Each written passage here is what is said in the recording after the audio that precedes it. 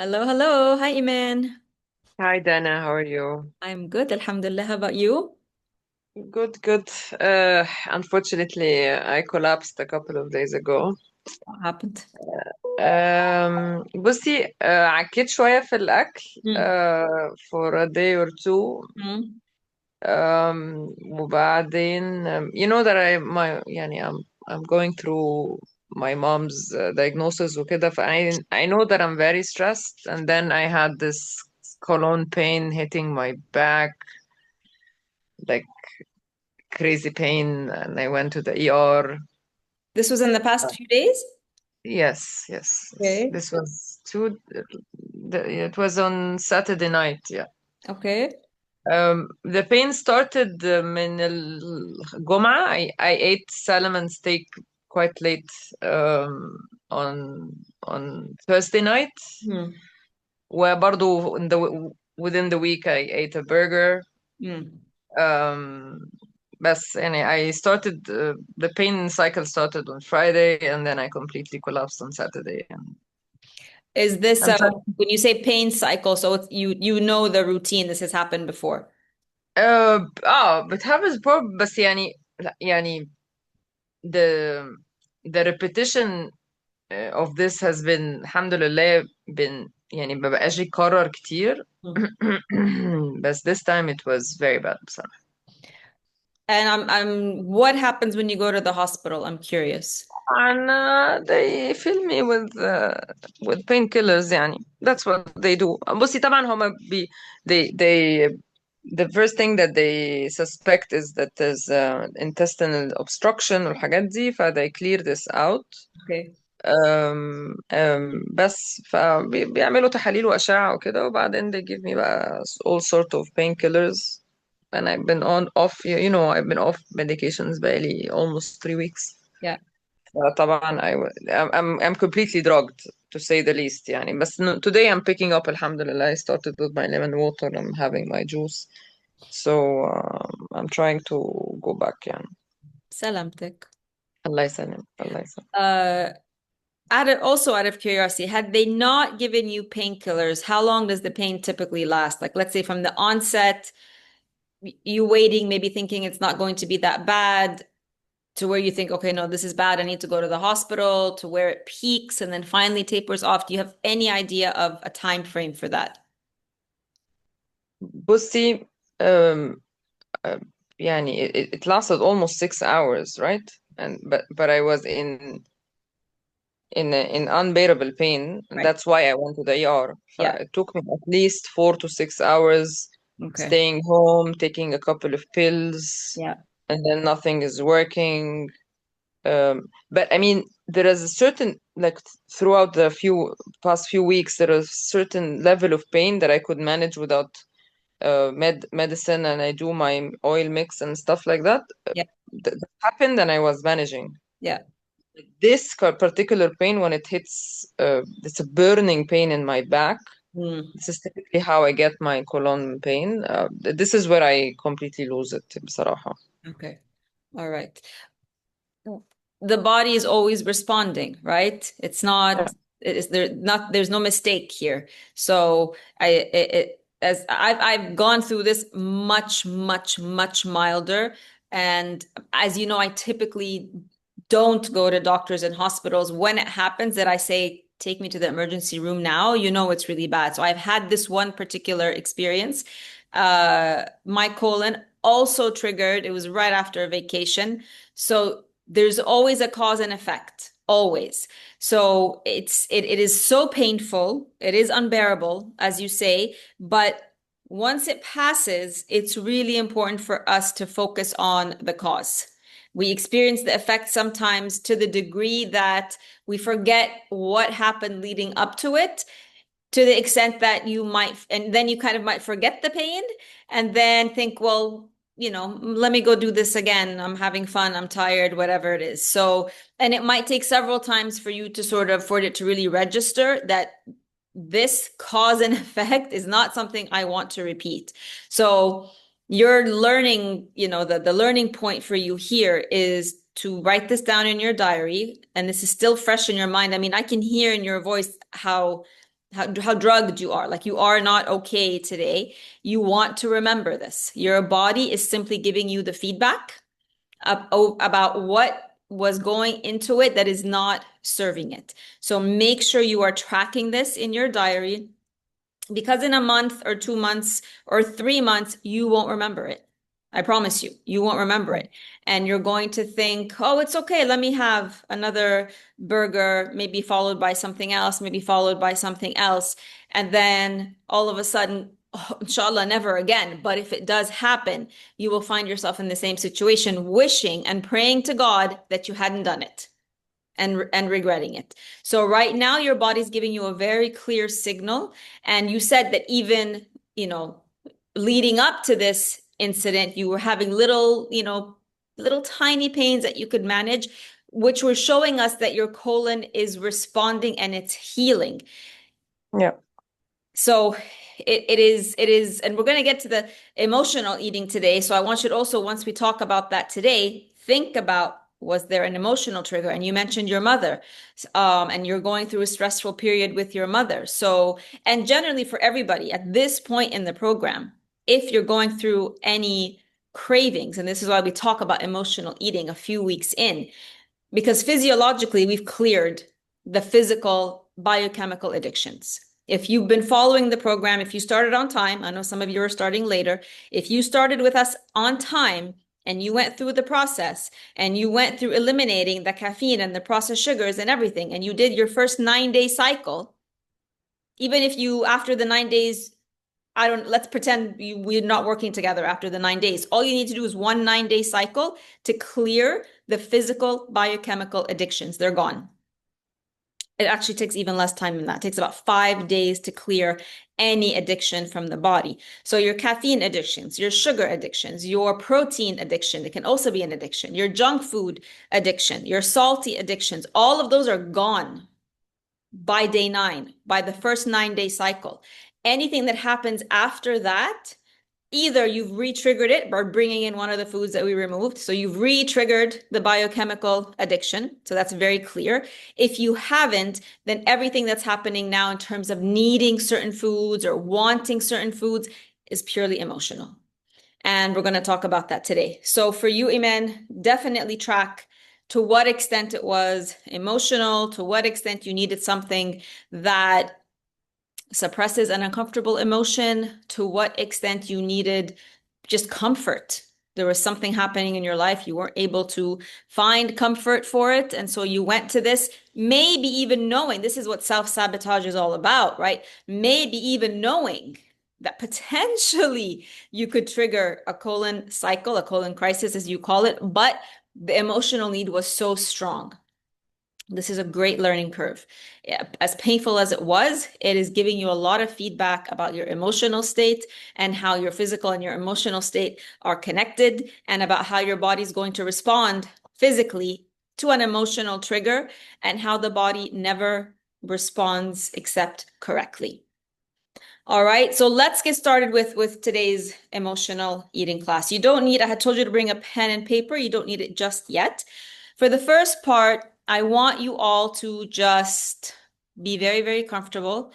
And I want you to close your eyes, take a deep breath. One deep breath in, deep breath out. And I want you to close your eyes and picture this with me. It's 9 p.m. You're at home. Your day is finished. And if you have kids, your kids are finally asleep, or at least quiet and busy and not needing anything from you. If you don't have kids, your day is also finished. You're winding down at home. Both of you, whether you have kids or not, you've had your dinner, you've cleaned up. If you have kids, small kids, you've given them their bath, maybe you've put them to sleep. Everything that is required of you is finished. Bath time, dinner time, homework, laundry, end of the day, household chores, it's all finished. and you've prepped for the next day. Maybe you've made some food for the next day. Maybe you've made some things ready for your kids for the next day. You're really done with your day, whatever that happens to look like for you. And imagine that for yourself. What does the end of your day, work, kids, responsibilities, you've done it all. What does the end of your day look like? Picture that for yourself right now. Finally, take off your clothes. Maybe you take a shower or a bath. You put on your PJs and you think to yourself, okay, you go, you find your husband, he's might still be at work. Maybe he's watching TV. He might have even already gone to sleep. Now what? You tell yourself, my day's finished and I've really been really, really good all day.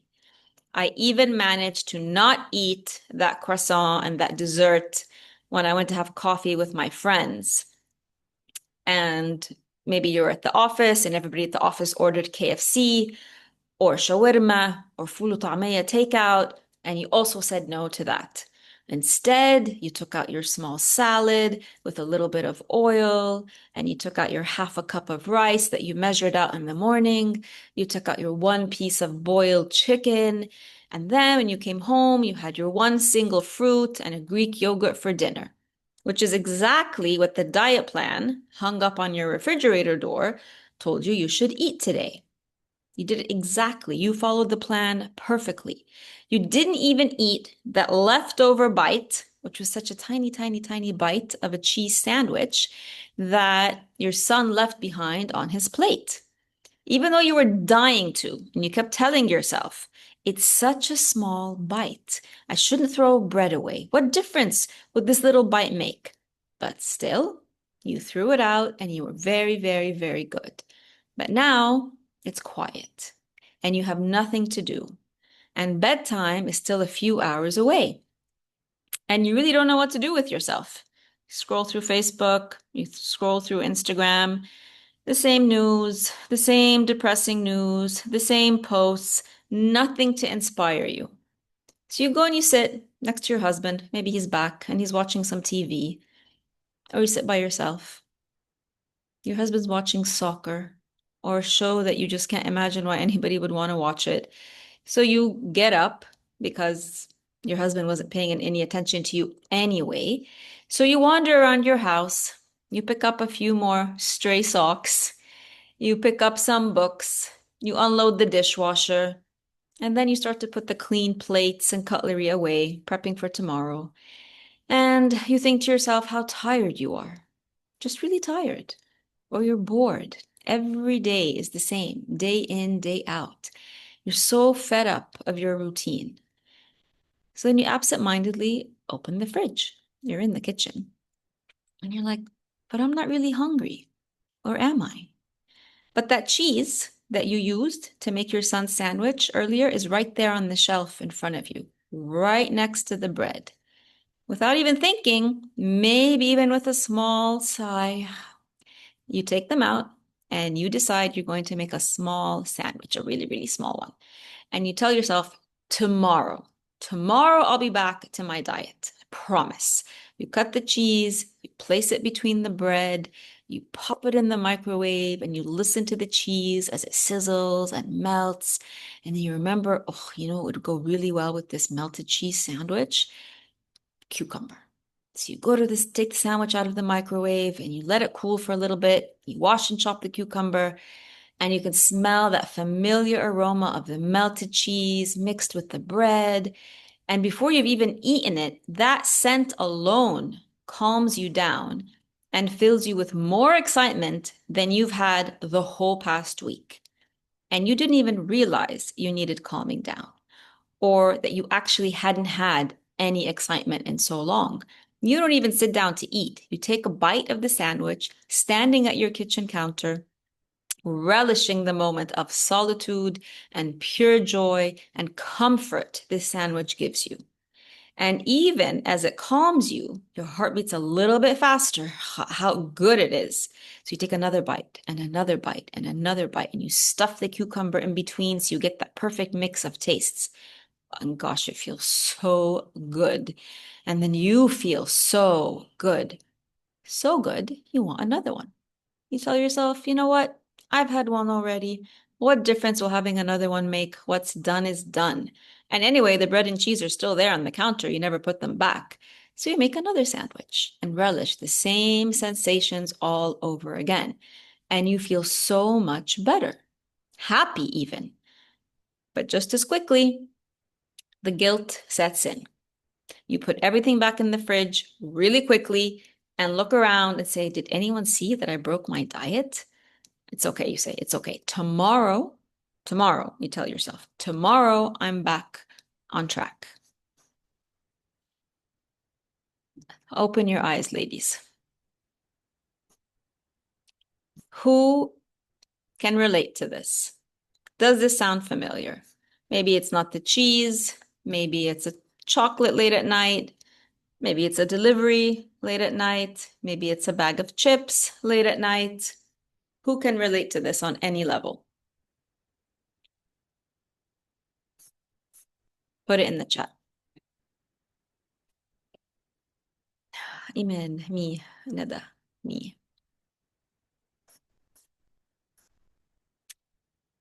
This, ladies, is emotional eating. This is when you function in almost an unconscious manner. You know, we talk about the subconscious, your critter brain, you give it these subliminal messages. This is almost like you're knocked out and something completely takes over you. And you only realize what you've done after it's done. Like you just suddenly wake up out of this very unconscious experience.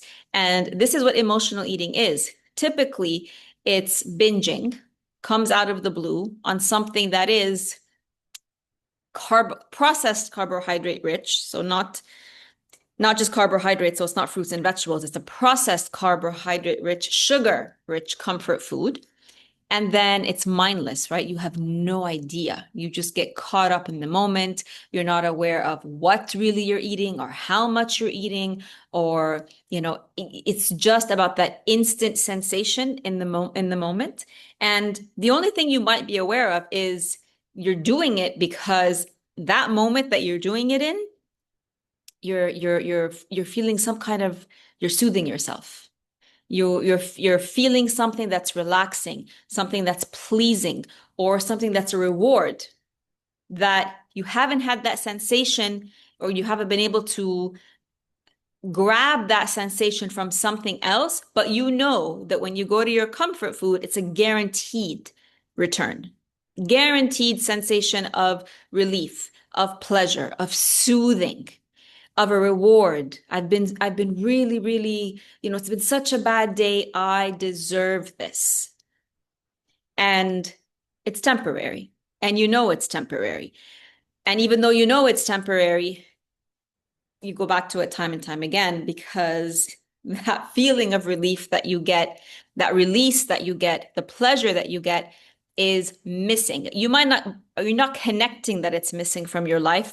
Maybe you are, maybe you aren't, but you know that it's guaranteed in that moment of eating whatever it is your specific comfort food. And you also know that when it's over, you also know this, it leaves you feeling worse than when you started. That doesn't stop you from repeating it. This is really important, because otherwise we'd have our little moments and it would be over. It wouldn't be a problem. But the problem with emotional eating is it's cyclical, and it triggers all the pleasure centers in your brain. Whether you know it or not, this is where the subconscious comes in with your critter brain. Remember, your critter brain loves anything pleasurable. You're programming it that when I'm tired, when I'm stressed, when I'm bored, when I'm not getting attention, I have a way to self-soothe using whatever your comfort food is. But what ends up happening, and this is why emotional eating is not just about your emotions, but it is about the biochemical addictions, is because when you repeat your cycle of emotional eating, it overrides your body's natural hunger cycle. When you are continuously going for the cheese sandwich or the chocolate or the pizza, because let's face it, when you're feeling that way, nobody goes for an apple. Nobody goes for an avocado. If you did, this cycle will be over very quickly. But the foods you're going to are addictive foods. The foods that you use to soothe are creating a whole other cycle on their own, which is the biochemical addiction. So now that we got rid of the biochemical addiction, you're still getting the urge to eat something to comfort yourself. So we still have to get to the root cause, but we've eliminated a big part of the cycle that's not in your power. Once it hits the biochemical level, a lot of it is not up to you anymore. So we've gotten rid of that in the past few weeks. Now we have to focus on the trigger that makes you want to eat your comfort foods to start with. So we need to really understand what the triggers are. There's nothing wrong with having an emotion. So at no point, as I'm, explaining this to you today and later on, whenever we talk about emotional eating, at no point do I want you to associate the emotion that bubbles up for you as the problem.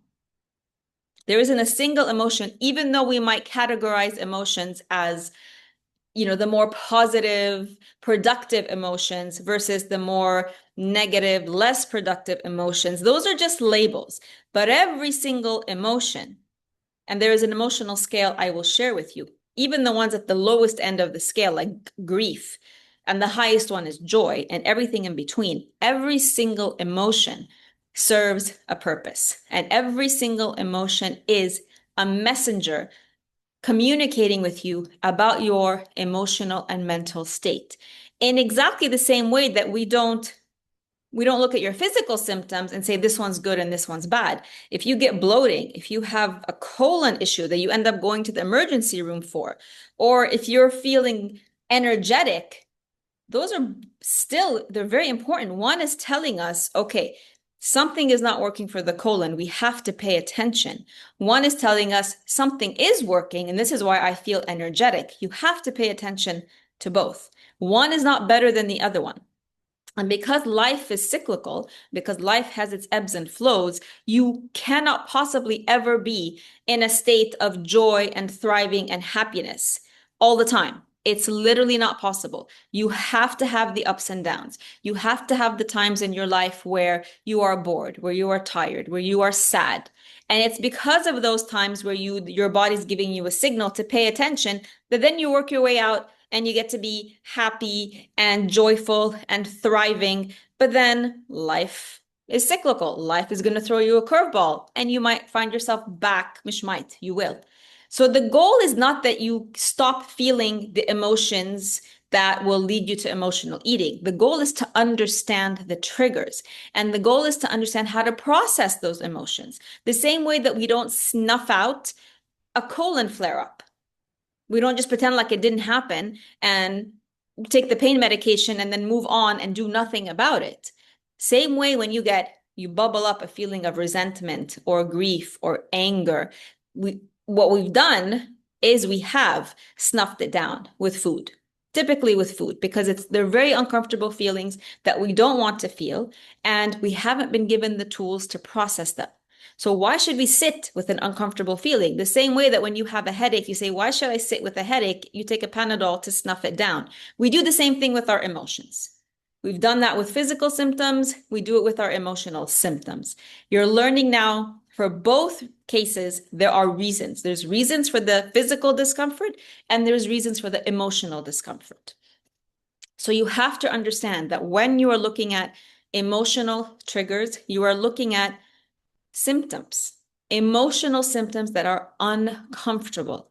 And every single uncomfortable emotion that you feel, right? So sadness, anger, guilt, fear, resentment, grief, loneliness, despair, worry, anxiety, frustration, all of these that when they come up, you're just like, I don't want to feel this, Every single uncomfortable emotion is actually a hunger. There's a hunger there for the opposite.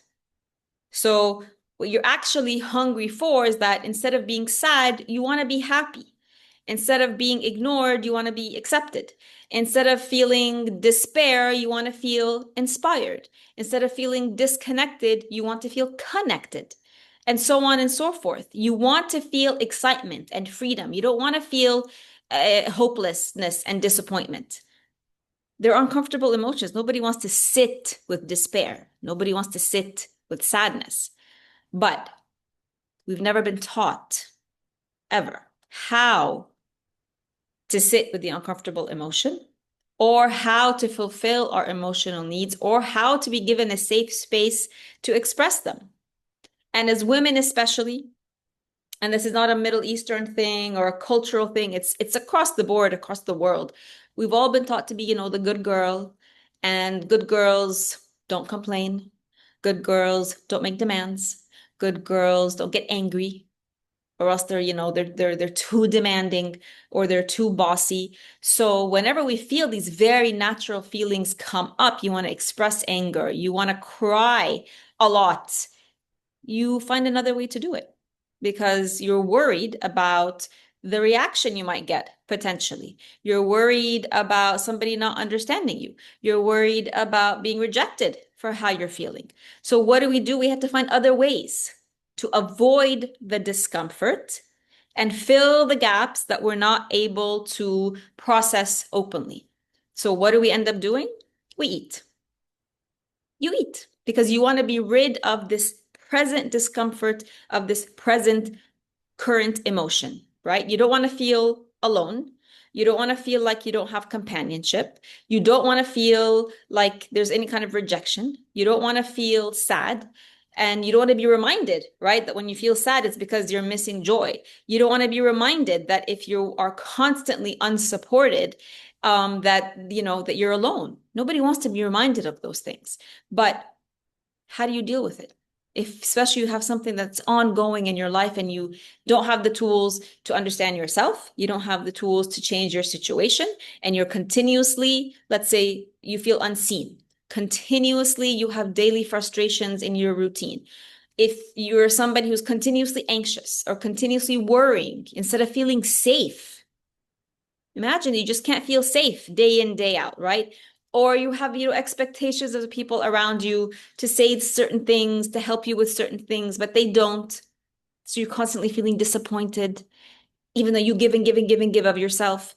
Maybe you just don't have enough passion in your life, right? And you don't want to admit those things to yourself because even though you have those feelings, they're painful, and you don't want to admit to yourself that you are actually lonely, or that you don't have support, or that you don't have companionship, or you eat because you don't want to face the consequences of your pent-up anger or your resentment. Like maybe it's gotten to a point where you have no idea what it's going to look like when it comes out. So let me just eat to stuff it down because you fear potential rejection or reaction. What if you need to express anger or resentment to somebody you love, to a spouse, to a partner, to a parent, to a sibling, and then what you get with this very raw expression is they turn around and leave you, or they don't speak to you, or they don't understand you, or they stop loving you. You might not know that you have these fears around expressing yourself. It's all very quiet. It's all very much in your subconscious. And it's just safer and quicker. Let's just also say what it is. It's quicker. Eating is quicker than having to go through the work of processing the emotion. You would rather eat than go do a thought model. You would rather eat than go and face what a thought model might show you. So it might even be just a brand new situation that you've never dealt with before, and you don't have the emotional strength to deal with it. So what are you going to do? Easiest thing you're going to do, which is what we all, at some point in our lives, there was something that triggered us and it led us to go to food to eat. I remember for me, it didn't happen until after I had both of my daughters, and it was after one of their birthday parties. And I had a ton of cake and desserts left over in the fridge. And to this day, I don't know what the trigger was. There must have been something latent, right? And I remember I woke up before everybody and I went to the fridge and I opened, I thought, oh, wow, we have all this chocolate cake left. And that was the last thought I thought before I had taken out the Tupperware, eaten the whole chocolate cake that was in the Tupperware, and then I blanked out. And the next thought I had was like, oh shit, I just ate all this chocolate cake. And now when somebody wakes up and they want to have leftover cake, they're not going to find leftover cake. So what am I going to say? That I ate all the leftover cake? What happened in between? I have no idea. No idea why I did it. No idea what triggered it. There must have been something. All I can remember was it felt amazing. And then I had to hide the evidence of what I did. And then that cycle of emotional eating stayed with me. I think I was like maybe 29 at the time. Yeah, I was in my late 20s and it stayed with me. And it just went on and on and on and on, me never understanding. I just knew that chocolate cake, basically stayed in the sweet category for me. Whenever I was upset, done. Go have my fix and I'm done and not have to deal with it. So think about when this might have started for you. A lot of people and psychologists, psychiatrists will say it actually starts with everybody once they're baby at birth, right? A baby cries, and what's the first thing you do is you feed it.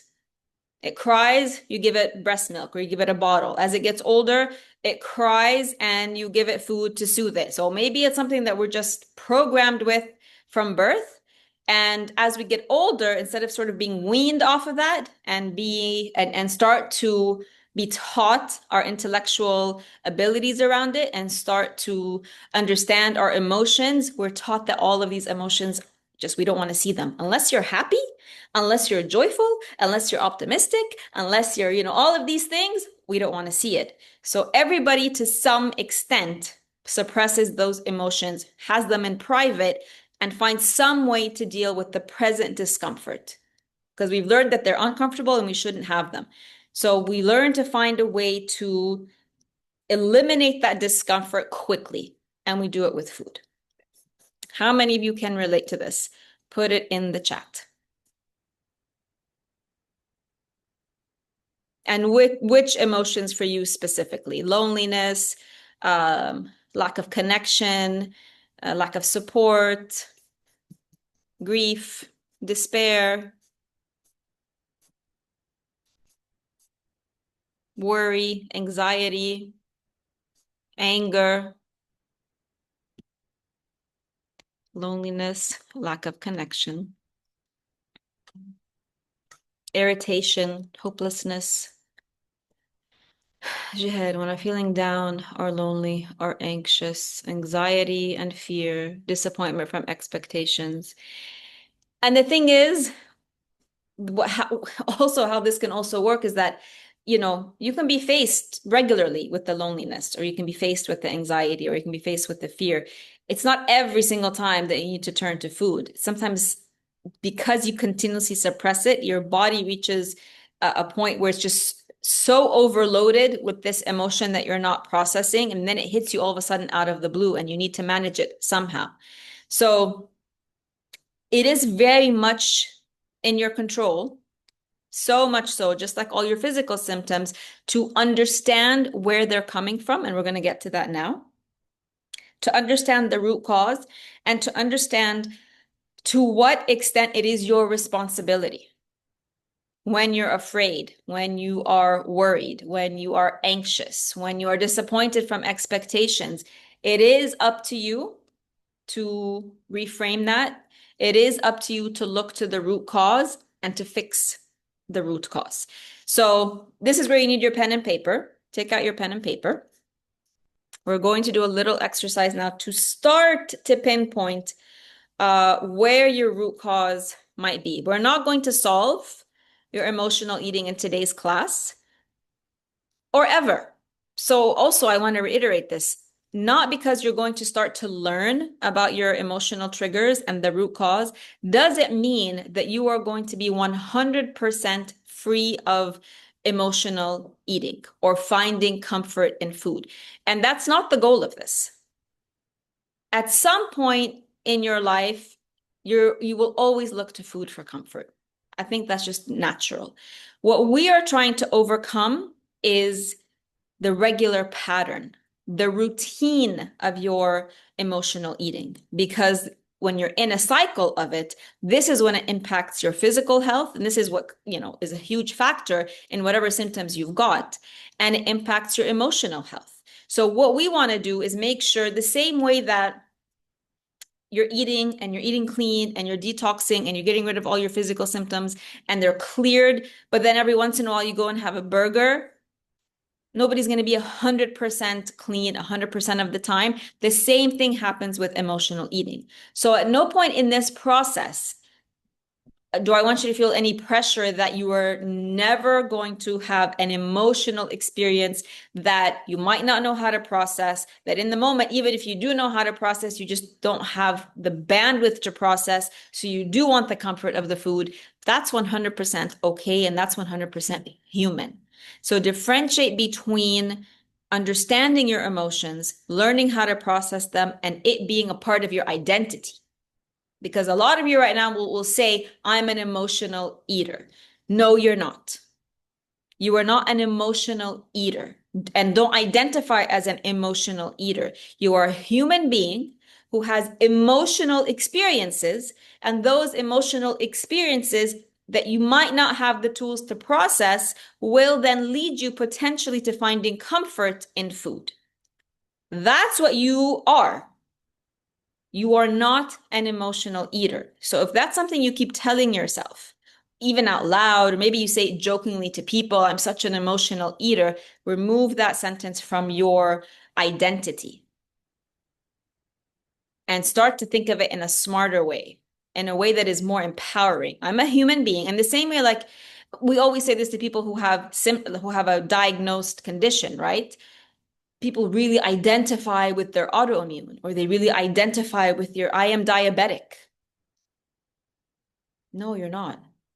You have a body that has been compromised in a way that is showing signs of insulin imbalance. We have to stop identifying with the messages that our body's giving us. So I am not a diabetic. I am not an emotional eater. I am a human being in a physical body that has physical experiences and has emotional experiences, and my body's continuously communicating with me where those physical and emotional imbalances may be. So that's the first thing you want to understand with this, is that because if you continuously tell your critter brain, I am an emotional eater, I am an emotional eater, critter brain's just going to respond. And because it's also associated your emotional eating with comfort and pleasure, right? Every time she goes for that cheese sandwich, every time she goes for that cake, it's pleasurable. It's going to cement that programming for you. It's going to cement that habit and make it so much more difficult for you to break. So if any of you have ever identified as I am an emotional eater, today is your day where I give you permission to remove that. Remove it from your identity and start to understand why your emotional experiences lead you down a path where, for now, you have no other solution except to self-soothe in the spot with food. So take out a pen and paper, and then I want you to number your paper from 1 to 12. And you're going to write these 12 words down. I'm going to put them in the chat also. Write these down. Oops, not 13. Just 12. I don't know. I ended up with 13 here. Oh, just 12. Okay. So write them down in this order. 1 is social life. 2 is joy. 3, spirituality. 4, creativity. 5, finances. 6, career. 7, education, health, physical activity, home cooking, home environment, and relationships. Write them down, and then we will do what we will do.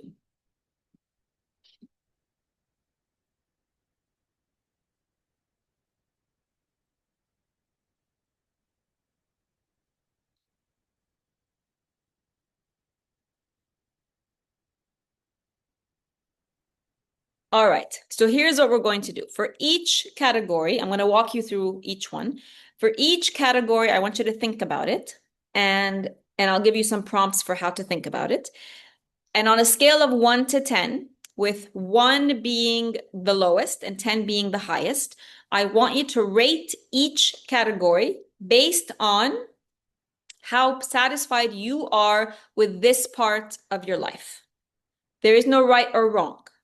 And it's not about, am I doing this part of my life right or wrong? It is about simply thinking about it. Is this part of my life, am I personally satisfied with it? Is it going in the way that is fulfilling for me? Or am I neglecting it? Is it missing? Could I give it more attention? And we'll go through each one of these and give it a rating from 1 to 10. So let's start with social life. So think about your social life. And again, when you are giving yourself the rating, it's not compared to what other people are doing, for example, in their social lives. It is about how you perceive you want your social life to be. And is the current state of your social life living up to your expectation of it? For example, let's say you're somebody who is an introvert. And your idea of a social life is meeting up with really, really close friends once or twice a month for deep, meaningful conversation over coffee. And the rest of the month, you are 100% happy staying at home, cooking at home, watching movies at home. That for you would be the best social life in the world. So, and if it's playing out that way, then you would give it a 9 or a 10.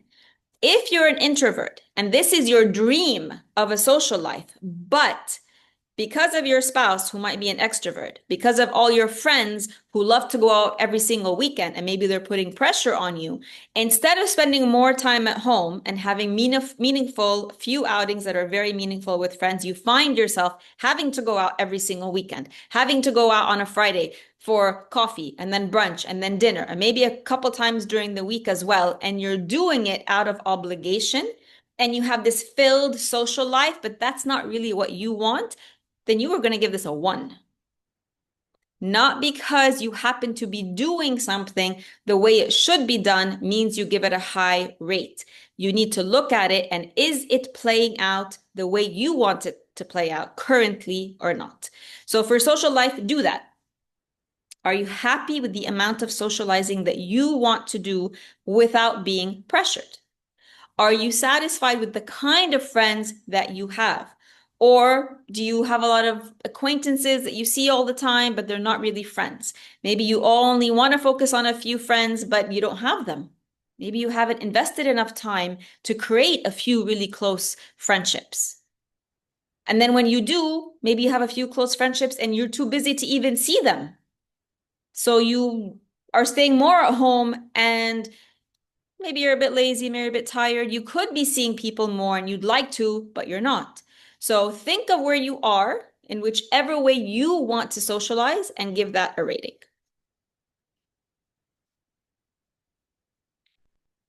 Next is joy. So do the same exact thing for joy. Joy is not, just so we're clear, when people think of the word joy, they think of somebody like exuberant and maybe like jumping up for joy, and this is a really joyful person, but it's not. Joy is a feeling of satisfaction in your life, that you're living your life the way you want to live it. Going out a lot, staying in. Traveling a lot, never traveling. Having lots of kids, not having any kids. Seeing family and friends all the time, not seeing family and friends all the time. Pursuing a hobby, not having hobbies. Having a career is not for me.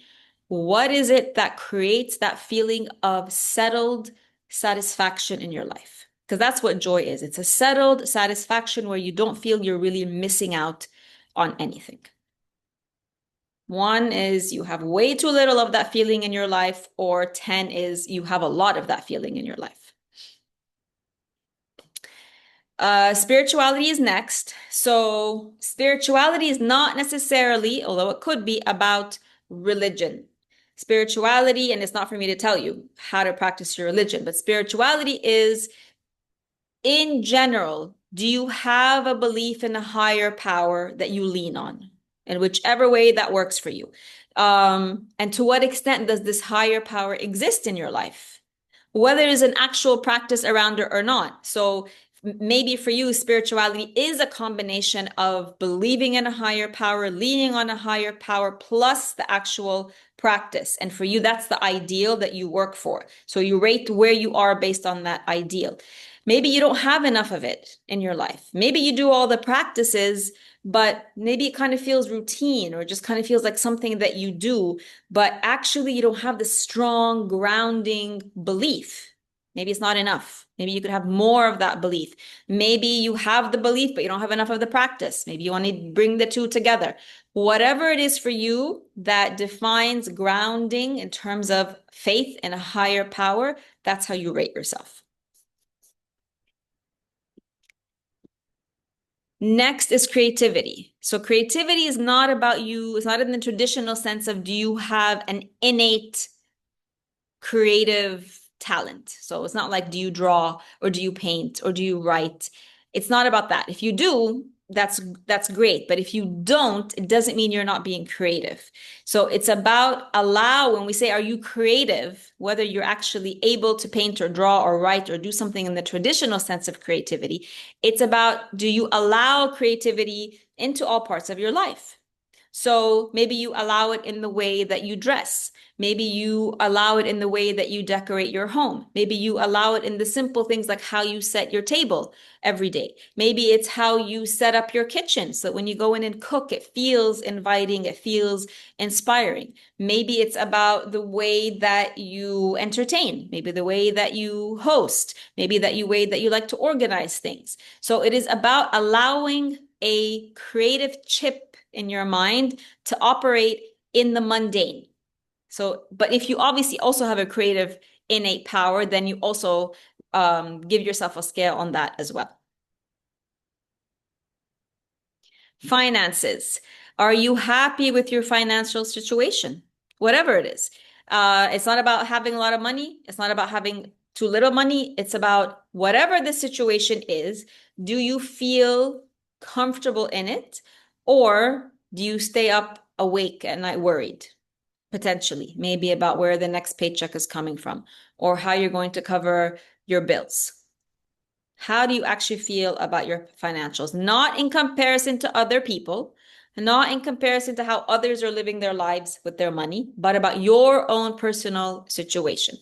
Maybe you're ambitious and you see a way for yourself to go forward with your finances, but you know you're being lazy and you're not taking advantage of a chance to advance your financial situation. And that's on you. And you know that that is something you could be doing, but you're not. Rate yourself. Career. So whether you have a job that you wake up to go to, or you're a stay-at-home mom, or maybe you have your own business and you kind of work at home, go to your business, you're self-employed, doesn't matter which one it is. All of them are careers. Believe it or not, a stay-at-home mom is a career. So whichever one it is for you. When you wake up in the morning, are you excited to go to your job? Whether that's waking up and taking care of your home, whether that's going to your office where you're employed and maybe in a big corporate job, or whether that's going to your own business that you've created. Are you excited in all of these scenarios? Are you excited to get up and do it? Or do you have to drag yourself out of bed every single morning? So if you're dragging yourself out of bed to go to a job, think about it. Is this a job that maybe it was a great job at the beginning? Maybe it really fulfilled your passion and your purpose 15, 20 years ago. Maybe now it's just that whole, excitement over it has died away. And all it does now is just pay the bills. And so there's no excitement there. You just go because you know it's going to give you a paycheck. Maybe you've been a stay-at-home mom for a long time. And now you're starting to feel like the kids are grown up, they don't need me as much, but maybe there's guilt about you leaving the home and you discovering something for yourself, but that's actually what you want to do now. And you just feel sort of this tug of war between discovering yourself and becoming more independent and staying at home. Maybe you just feel like you want to do more with your life. Maybe you've done corporate for the past 30 years and you're thinking, I'm done, I want to retire and go sit at home. That's what I really want to do. So again, leave off what expectations might be around you, what society tells you, what family and friends tell you, what you should do, and think about, and whether or not you're actually going to follow through is irrelevant at this point. I just want you to tap into what you want to do and whether you're actually able to even think about that or not. Education. How satisfied are you with your education? So many people under pressure went and studied something that their parents said is the right thing to study. So maybe they wanted to be an artist, but instead they went into medical school because their parents said, we're not paying for you to go and paint. You need to go and learn something that's where you're going to earn money. So that's one way of thinking. Like I went and I spent all this time and energy studying something I don't really love, but because it made sense, I did it. Maybe you didn't finish your studies. Maybe you went to high school. Maybe you didn't go to college. Maybe you went to college and you felt like you wanted to continue. You wanted to do a master's. Maybe you want to do a PhD and you were never able to fulfill that.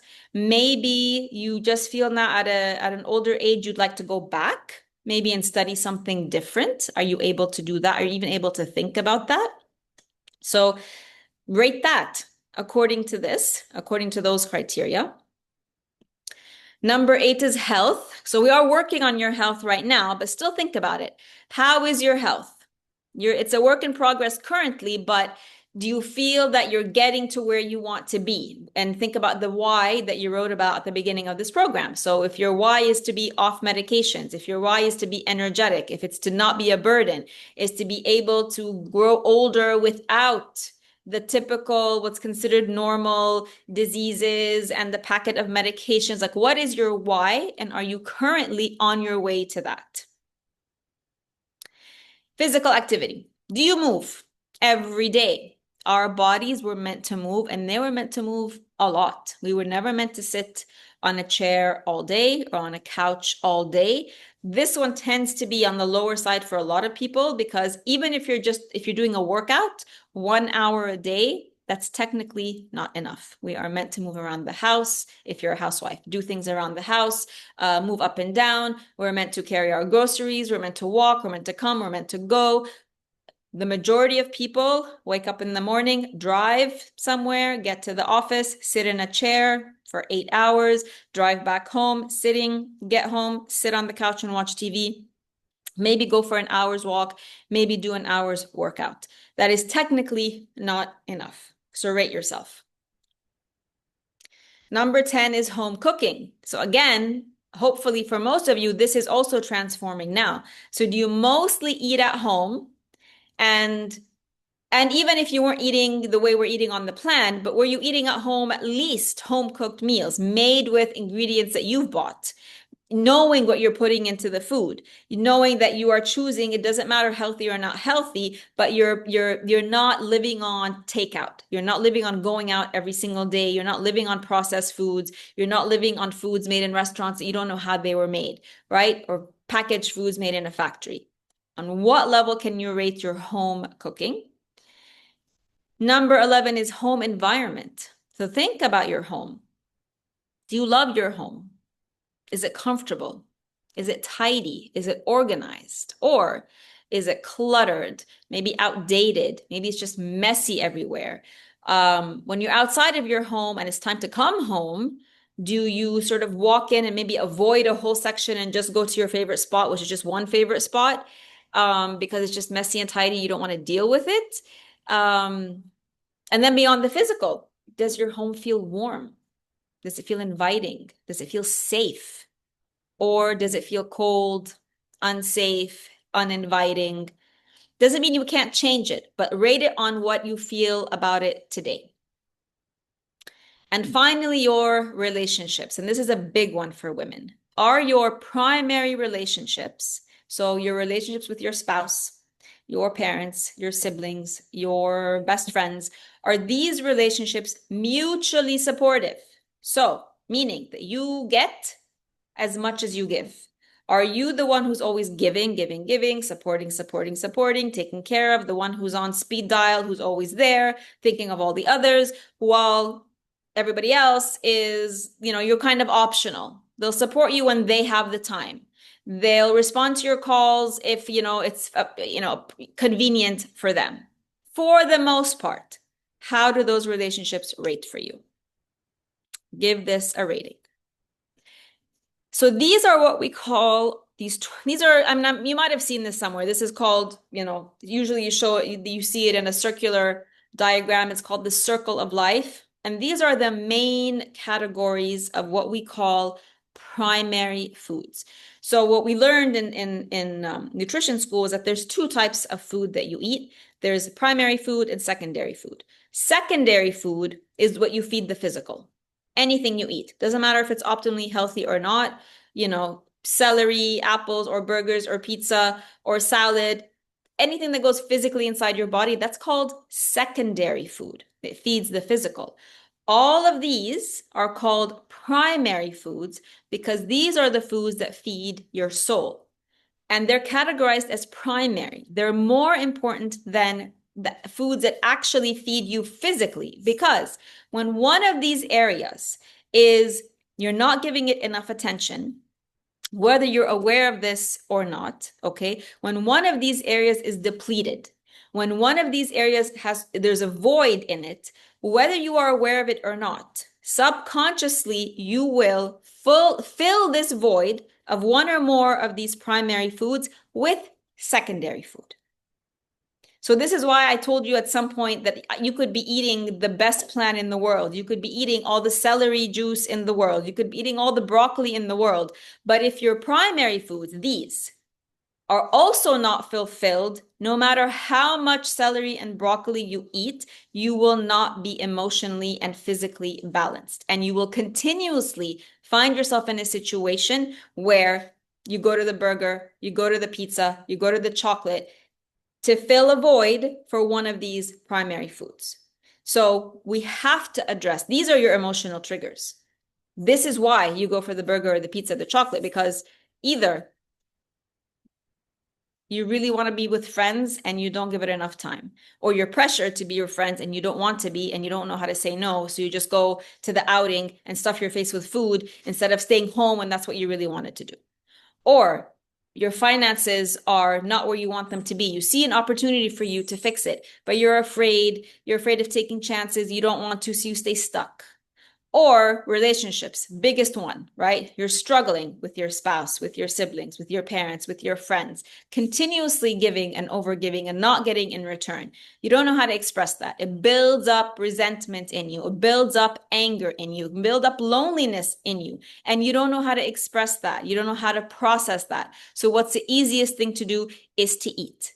Maybe you just really need to leave your 30-year-old corporate job that's sucking the life out of you. There's nothing left in it. You've given it all. It doesn't give you any kind of inspiration anymore. There's no passion around it anymore. You go every day through the boring old routine, working with colleagues, working with a horrible boss, maybe. Then you come home, you're so depleted.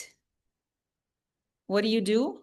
You open your fridge because you've just spent the whole day giving to something that doesn't matter to you anymore, and you're so empty inside. How can you refill yourself? You open the fridge and you eat leftover pasta, melted cheese sandwich.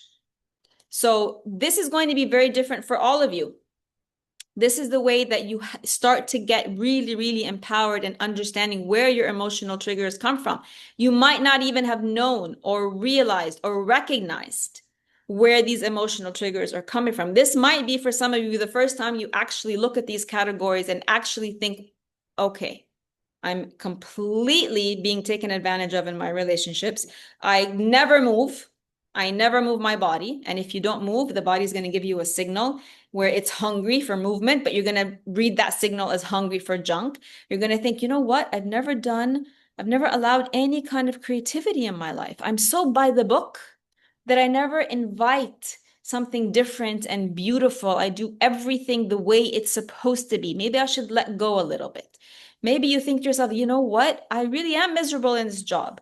Maybe you think, you know what? I'm going to let go of this mom guilt and go and give myself a chance to discover who I am guilt-free.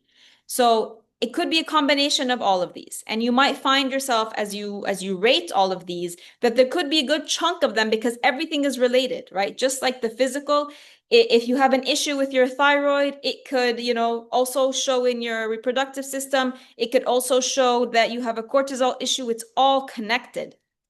So don't be discouraged with yourself or upset with yourself if you look at some of these, especially the ones that are connected, and they're all connected, and you find a lot of them you are not as satisfied, or you haven't been giving these areas as much attention as they require from you.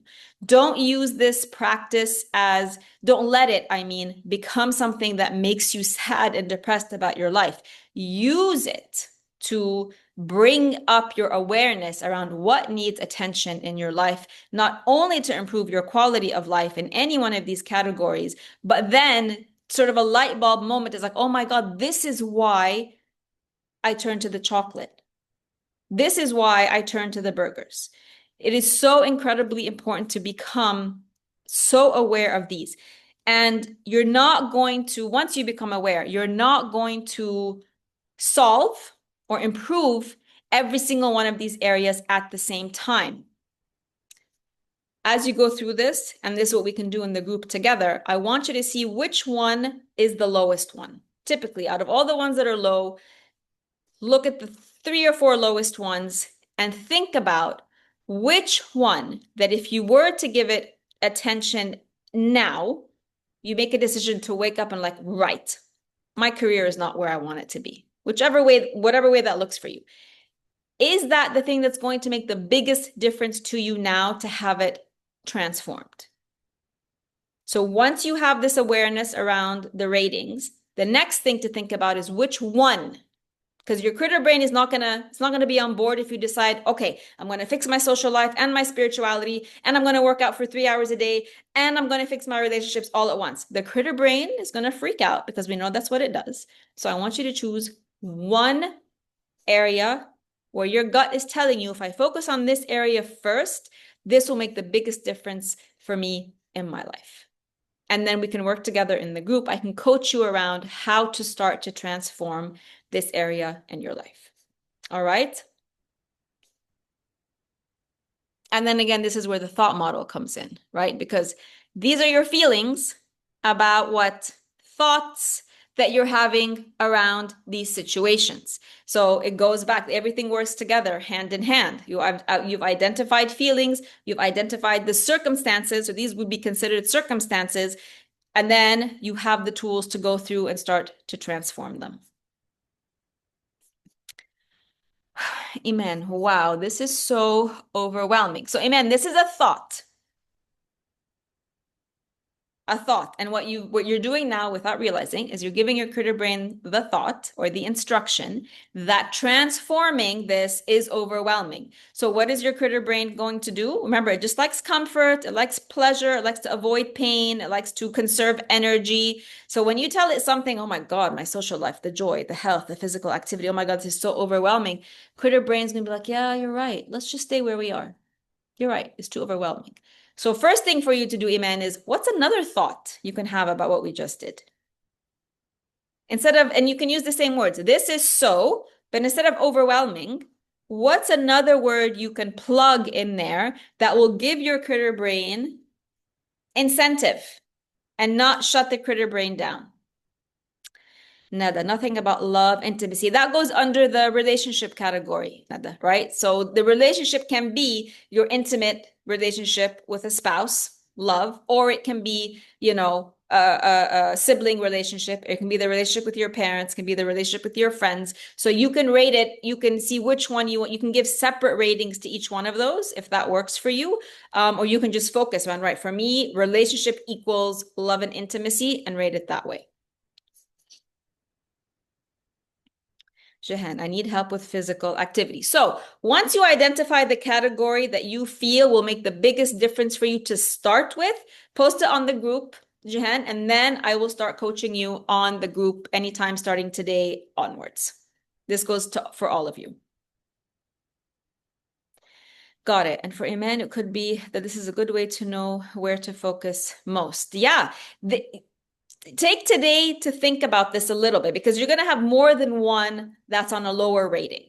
And as much as you might feel, excited, like you've pinpointed where the sort of the blind spots or the weak spots might be in your life, I want you to think about one.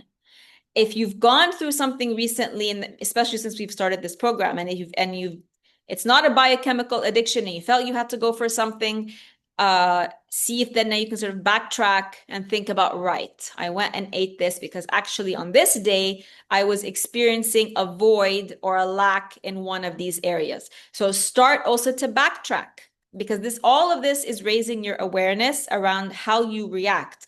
And remember, we can't change the triggers, but we can change how we react. And you change how you react by understanding the trigger.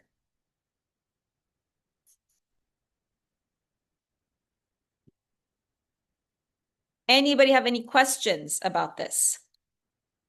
Jahan, go ahead. I have a question, but not about this.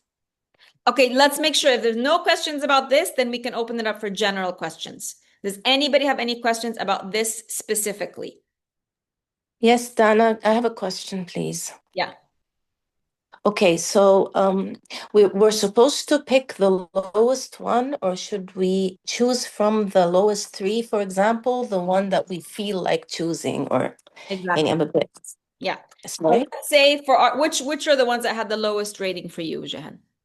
For me, it's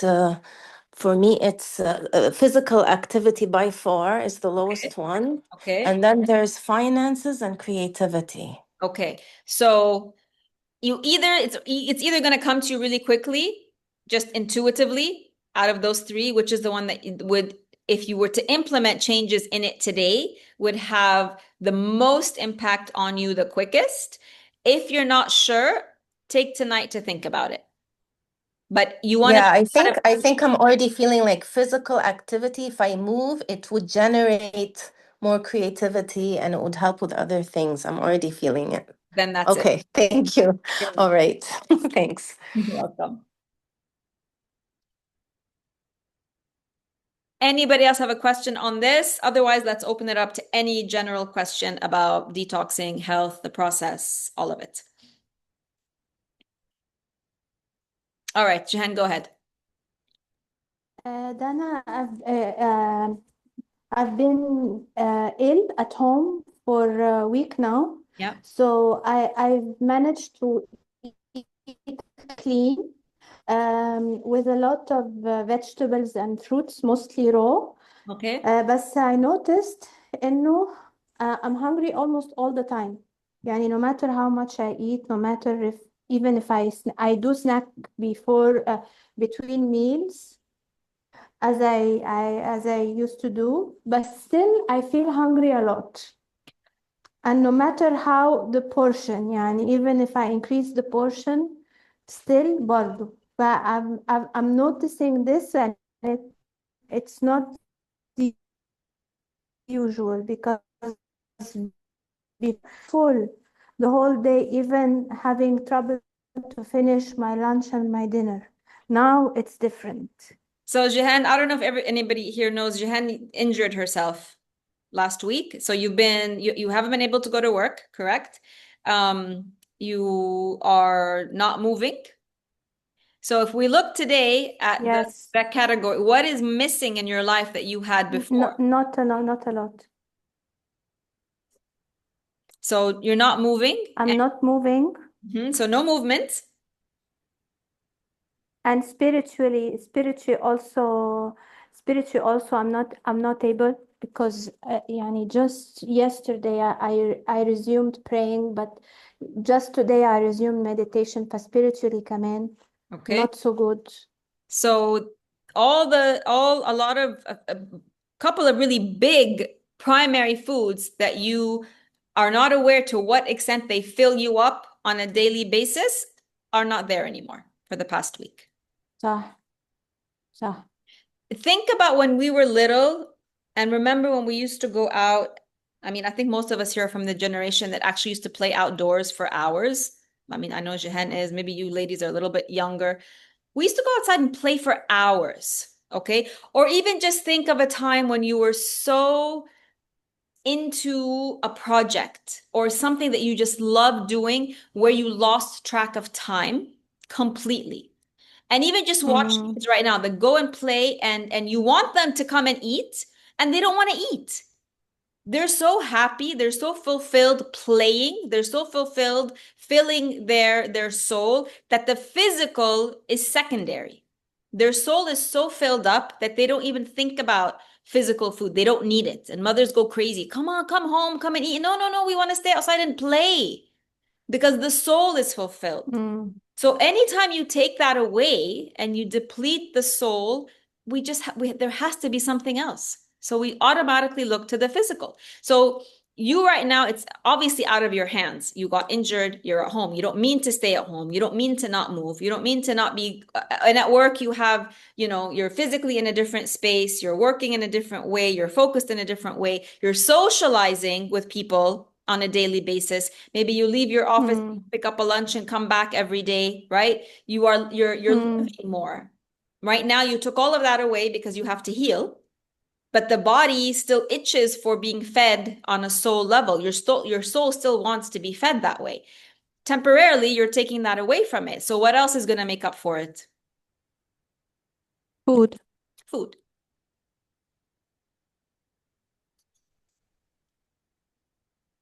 So there's nothing wrong with it because you're still eating fruits and vegetables, okay? Yes, and falafel. Baked falafel. Baked falafel. Baked falafel. Not fried falafel. So it isn't, that, you're going to get back to your work. Oops, sorry. You're going to get back to you're going to get back to the routine that even though maybe you went through this exercise and there were some things that were lower than others, but you have a baseline that is also missing right now. So you will at least get back to your baseline. And then once you're back to your baseline, and maybe you can take this as an opportunity since you are at home, since you are, you have the time to really start to think about the areas that ranked lower for you, how you can start to transform them once you're physically able to do that. Okay, deal. Thank you so much, Helena. You're welcome. My most creative thoughts when I jog, walking should do the same too, even if you're listening to music. Yeah, of course. I write all of my emails and my posts when I'm working out. They all come to me, all of them. And it's kind of frustrating because I feel like I have to stop the workout to jot down the notes. Moving your body is how you get creative. And also it's how you find joy, right? Working out releases all the happy hormones. So when I say everything is connected, everything really is. And you're going to see sort of a domino effect. Jehan is going to start working out and then she's going to start getting creative. And then in the creative process, you might find a solution to your finances, or it might give you that push to take the step you need to solve your finances. Maybe there was a mental block that you weren't aware of. When you release there's stagnation when you don't move. Stagnation in the physical, stagnation in the emotional. So movement releases all of that. So it is all, and it doesn't matter which area you choose, you're going to see and feel a domino effect in the other areas as well.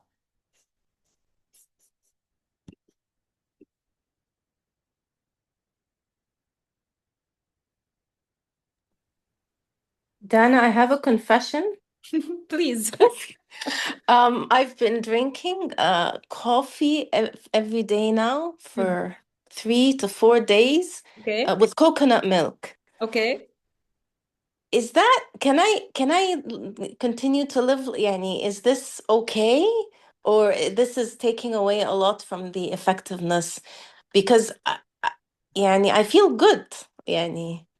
Tell me, this depends. I can't give you that answer. You tell me, how are your goals that you put at the beginning of the program in terms of healing? How did your body react to the coffee? And it's only been 3 or 4 days. So you have immediate feedback from the coffee, but then we also need to keep track of it in terms of long-term triggers, potentially. All right. So, and also there are better ways to drink coffee. Definitely the first way is to have coconut milk and no dairy. The second way is when and if anybody wants to reintroduce coffee, it cannot be on an empty stomach. So it always has to come after your morning routine. And it always needs to be before noon because after 12 p.m., it can stay in your system where it might disrupt sleep. It can stay in your system for more than 12 hours. And then are you now sort of evolving into simply enjoying the cup of coffee, or are you using it again as a crutch in order to function? Okay. Yes, I see everything you're saying, but I'd just like to add something. Yeah. Is that you had said, you know, how, I realized last night that I've been sleeping since I was a teenager with a blocked nose all this time, thinking, and it's always being attributed to sinus. And then last night I was breathing, and I think it's because of the dairy. And I'm so happy because you had said mucus from dairy. Yep. And I'm so excited that I can now breathe in my sleep Yep. because we cut the dairy out. So I just now have to put into consideration your feedback and see how that goes. But you're right, because the days that I did the coffee at 12 or 12:30, I stayed up all night. There it is. So, yeah. Yeah. So your body is never going to lie to you. If you have that cup of coffee, and only one, right? Only one, and you have it. Yeah. And you have it after your morning routine, and you have it before 12 p.m. And you're not using it as a crutch, wala to focus, wala to write, wala to work, wala to work out. It is simply a conscious decision that I want to enjoy this and it's working for my body, then you get to keep it. But if you start to see sleep disruption, potentially, because it's not just dairy that can cause sinus issues. It's any one of the inflammatory foods. Dairy is very specific to mucus, but any one of the inflammatory foods can also contribute to sinus issues. So let's say you've just cleared it. You've only had about 3 days of coffee, so there hasn't been sort of a refill of inflammatory foods enough to potentially trigger block sinus again. But let's say you've kept all the dairy out and you continue to drink coffee for another 2 weeks, and then all of a sudden you've been breathing and you've added nothing else. You've been breathing perfectly well at night, and then you've woke up one night and it's clogged again, and the only thing you've done is coffee, then that's your answer. Because with some Great, thank you so much. Yeah, with some foods, it's an instant reaction, like lentils, for example, right? Some of you are having lentils and it's giving you bloating right away. You have a burger or a pizza and it gives you horrible colon flare up. That's instant. Some things the body can resist. And that's why for most people, they can go their whole lives eating these inflammatory foods and feel perfectly fine. And in one day, everything breaks down because there's something called silent inflammation. So you could reintroduce something and it looks like, ماشي الحال. And you're happy. Yay, I can have the coffee. It's okay. And then all of a sudden, the body hits a breaking point again. The liver hits a breaking point again. For myself personally, and this happens with coffee specifically, that's why I go through cycles of stopping it, and then I'll bring it back a little bit, and then I'll stop it. For me, it re-triggers the night sweats. So it does take a full month for me to figure out that, because the night sweats will only happen, for example, like the week before my period. If I'm not having coffee, if I'm in top form, I don't have a single night sweat. If I bring in coffee and I feel great and I'm functioning and I don't need it to work, I don't need it for anything. So it seems like it's working, but then the 4 days before my period, I wake up drenched every single night. So sometimes there are only things that show up because your hormones are also cyclical, right? Even if you don't have your period, your body's still on a cycle. So some of the symptoms might not show up except at certain parts in your cycle as well. So that's just so so that you're aware of this as it happens, so that you don't get shocked when you have a night sweat and you're not sure why. I'm doing everything right. Oh, and you're like, but the coffee's been fine. I haven't been feeling anything with the coffee. Yes, you haven't been feeling something immediate, but the effects of it have been building quietly, silently, and they're going to show up right before your period. All right, thank you so much. You're welcome. Jahan, didn't realize how important working out is. It's key. It's one of the keys to health. It 100%. The food and how you move and the sunshine and how you process emotions. It's not just about what you eat. It is incredibly important. I'm a firm believer that you cannot be truly healthy without regular movement every single day, whether it's the way we're created to move, in the day-to-day, and the walking and the getting up and down, picking things up, doing things, tasks, and then also adding in something that is very specific to mobility and the functionality of your muscles and your bones and your joints and all of that. Also, I don't know when this was published, basically they took people who were clinically, you know, diagnosed as depressed, and they did a study where they put some on the traditional way of just take antidepressants, and then they took the other bunch, didn't give them antidepressants, but just had them move every single day. And the ones who moved every single day got out of their depression, while the ones who took the medication stayed on their medication. So it's powerful. It's incredibly powerful because that's how we were built. And when you don't, you're doing something that is so against your body's nature.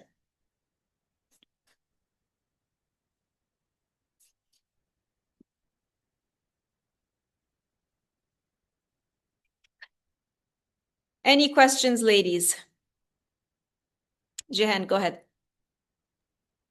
For my fall, Dana, I had to have imagery, and they showed also that the fibroids are still there in my uterus, and I can still feel the breast cysts as well. Yeah. فيعني confirmation that I still have some more work to do. You still have work. Fibroids took years, and let me just put this in perspective for you. They took years to build in your uterus. They could have started in your 20s. They could have started in your teenage years as soon as you started puberty. They take years. They are not going to disappear in a few months. I would say 6 months, and it's also different for different women. I have had women who in 3 months, they started to shrink in 3 months. I would say, give it perspective, okay? Something that's slowly, very gradually brewing inside your body for years. It's not going to take us that much time for them to start to shrink, but it's also not going to happen in a few months. So give yourself time. Usually the first symptom of healing fibroids is you heal the symptoms of fibroids. So what fibroids... I didn't have any. Oh, okay. But let's say if you had any kind of heavy periods or painful periods, or even the breasts, all of that, they're all related, right? So for most women, the symptoms of fibroids will reverse first. So the periods will become easier, they'll become more regular, the blood flow won't be as heavy. Usually that balances first, and then the shrinking follows, usually. So if you don't have any symptoms, then we're just waiting for the shrinking. Yes, I'm giving myself a break of clean eating this week. Okay. Because I'm still not as able as before to go to the market and do the celery and wash the blender وكده. Yes. And then once I go back to work already, I have this restaurant that helps me with at least lunch. So I'll go back to a deeper detox then. Okay. بس. Sounds like a plan. And I'll keep you posted. Please.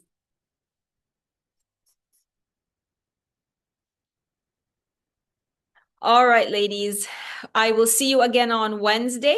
Wednesday is just a Q&A. So if you have more questions like this, we can spend the whole hour going through your specific questions about, anything at this point. If you have questions about going to the deep detox again, you have questions about the thought model, you go back and rewatch this class, and you have questions about your emotional triggers or your primary foods, anything that comes up for you within the primary foods, I can help you through that. So we will do that on Wednesday.